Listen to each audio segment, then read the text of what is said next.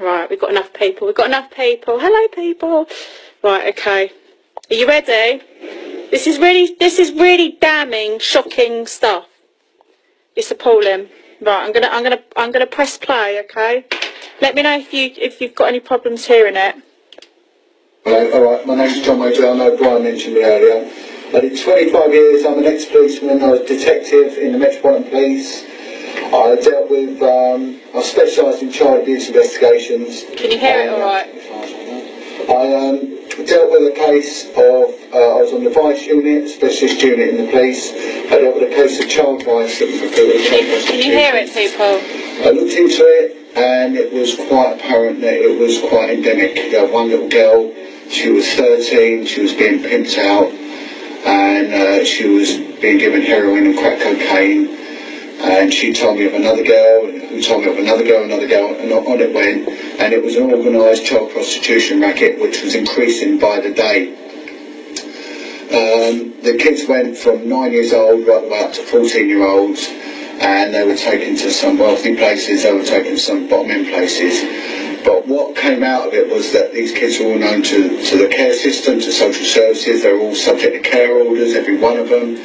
And also that there was a judge involved, there was a senior copper involved, there was someone high up in the BBC involved, and it had been going on for well over a decade and probably into 2 decades.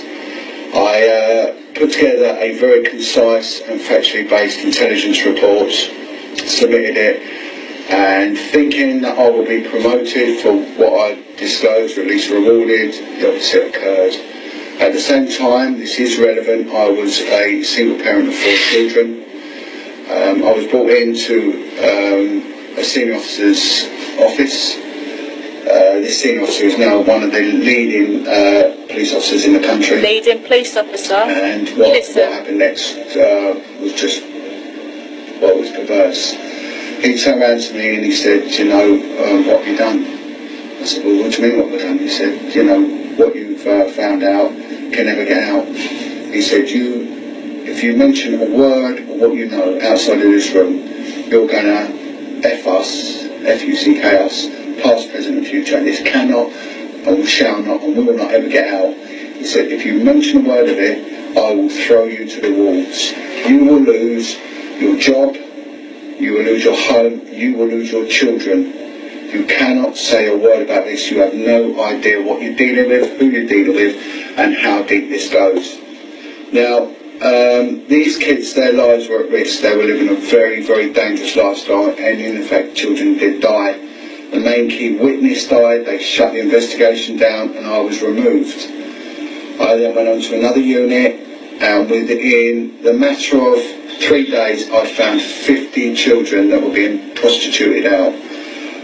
These kids were all known to social services, and they were all, the system was making money out of them. I know someone explained it earlier. They were getting £2,000 per children per week for them being in care, and there was no care at all involved. That again was shut down.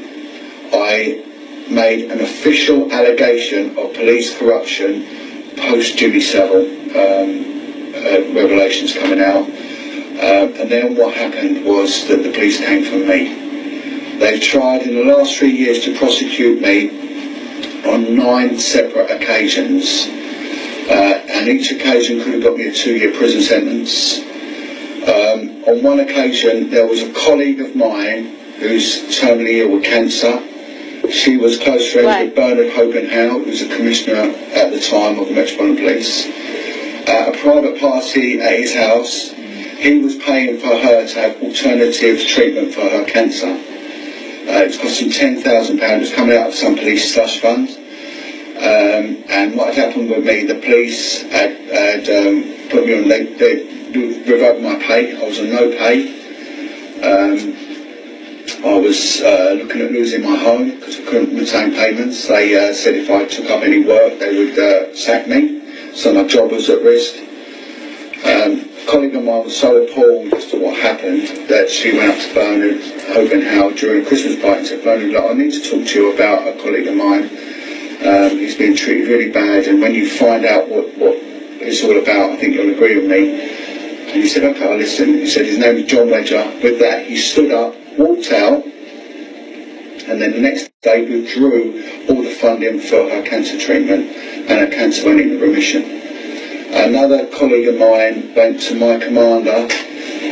Earlier this year, one of my children suffered a horrific injury in a terrible accident and was in intensive care, and actually died twice whilst in intensive care. He's now permanently paralysed. I had no income. He was in a hospital 100 miles from my home. I was sleeping in my car because I couldn't afford to stay in a room to go and see him. A colleague of mine went to a commanding officer and said, you need to help John, this is what's happening. I was leaving at home my other children, and one of my children was 16 years old. When my commanding officer heard that, they served discipline papers on my colleague, saying that they're withholding information, and then they sent 2 detectives round to my house and made an allegation being made by the Met Police to my home force that I was committing child abandonment, and they tried to remove my youngest son from me. I teamed up 2 years ago with other whistleblowing coppers. One was Maggie Oliver. I don't know if anyone saw the BBC drama 3 Girls. Maggie Oliver was the GMP, Great Manchester Police detective, who exposed the Rochdale child grooming gang. They tried to prosecute her. GMP tried to put her in prison. The other one was Lenny Harper, who exposed the child abuse and murder in Hope de la Garenne in Jersey. And lastly was Mike Veal, the brave Chief Constable Wiltshire, who exposed Ted Heath. I went to see them all, and what they said is, John, this is what will happen to you. Not so much Mike Veal, but the other 2. And they said, they'll come for you, they'll serve you with gross misconduct papers, they will charge you with offences, they will arrest you, they will try and imprison you, they will stop your money, and they will attack everything, and it's exactly what they did. After 3 years of fighting the police, I finally won. I'm now suing them. I'm now bringing together all the other whistleblowing coppers. I'm only dealing with offences. I'm not interested in anything else. But what I'm saying is that there is a conspiracy, a high-level conspiracy involving sexual abuse of children, and it goes right to the top. Lenny Harper, the commanding officer for Jersey Police at the time, said to me, John, what you will find is that the tentacles of what you're looking at will go right to the heart of the British establishment. At the time, the Cabinet Minister for Policing and Crime, Mike Penning, he asked the Home Office to assist me, realising that there was a conspiracy against me. As soon as he did so, the Home Office insisted that they will help me, they will investigate my claims. The Home Office did to me what they did to Maggie Oliver. They invited me into Parliament, asked me to bring all my paperwork. They assured me they would investigate it. They seized my paperwork, promising me that there will be an independent government investigation, and then they buggered off, and I never heard from them again. Done nothing. Mike Penning, the very next day, was removed from his post. There is something very, very dark going on. And if I would go back to what the lady said earlier, the girl who was going on about the straw man thing, I remember a case of 4 children that were taken into care. 3 of them have been registered. The 4th one had not been registered. One wasn't registered. I remember they had to give that child back. They gave it back. So even what the lady was saying about the birth certificate, enslaved us. it sort of verifies that. So that is my thing. I mean, I continue to sort of campaign. I was in the national press at the weekend, and hopefully there'll be more to come. But you know, when you stand up, when you whistleblow, same as a victim and survivor of sexual abuse, you stand alone. No one will stand by you. I've spoken to people, whistleblowers from the NHS, from within the clergy, and so many people are bullied into silence. So that's my angle, but the truth is the truth, and it will all stand out. But thank you ever so much for giving me. Shocking. You shocked? Because I was shocked. It's appalling. That's come from someone who was really high up in the Metropolitan Police. exposing the child abuse, and he's been shut up and his life threatened, his family threatened. Enough's enough, people. Enough's enough. This is the sick shit that's going on behind the glossiness that's portrayed in our media and on the news. This is the real stuff that's happening. Real stuff that's happening. Gets me so angry. Just spoke to the woman I'm working with. 6 more cases. 6 more cases people have had fraudulent bankruptcies. They're stealing the kids. They're abusing the kids. They're stealing homes. They're stealing... It's got to stop. This shit's got to stop.